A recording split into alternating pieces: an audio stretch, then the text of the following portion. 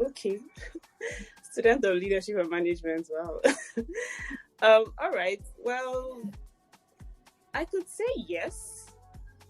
That's because I feel like as an individual who is building a career, who wants to grow, right? Who aspires to grow.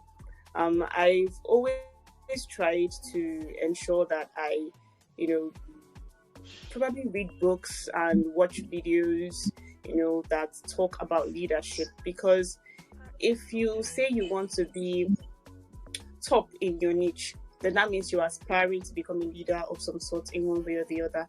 Because a leader is one who has a vision and wants people to, follow through with that vision, and to, he has a vision that people should buy into, and what, like the Bible says, to read the vision and run with it, that whoever reads the vision runs with it, right? So the leader is there to, put the vision in the minds of people. And as someone who aspires to be at the top of my niche, of course, I would say that I am a student of leadership and management. I ensure that I always read books as regards to leadership every now and then when I can. But most especially, I do watch a lot of videos from people who talk a lot about leadership, who take leadership classes, and one of such moves that I have made is I've taken several courses on emotional intelligence as well, because as a leader, you have to learn how to relate with different kinds of people who have different kinds of temperaments. You can't be also emotional with your actions. You have to put people, why did this person act the way the person acted, and how can I follow through?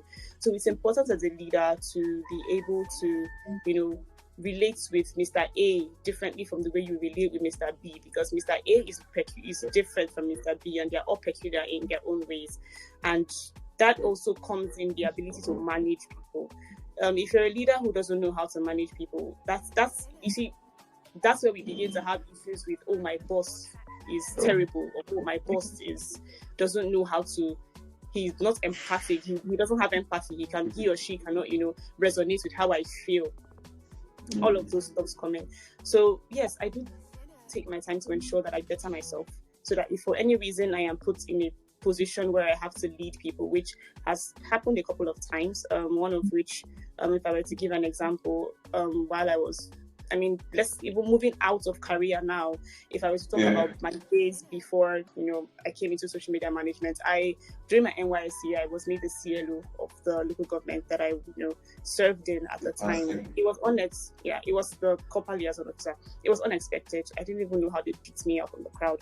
But if before then I had not begun to try to train myself in little ways, I wasn't perfect. But I had always had this mindset that people are different, and you have to learn how to manage people differently. And that is how I've always been. So coming into this space, it was more like, it was now easier for me to just move in, and begin to take personal development classes in terms of leadership and management. So I could say in a small way, I am a student of leadership and management. No, that's fantastic.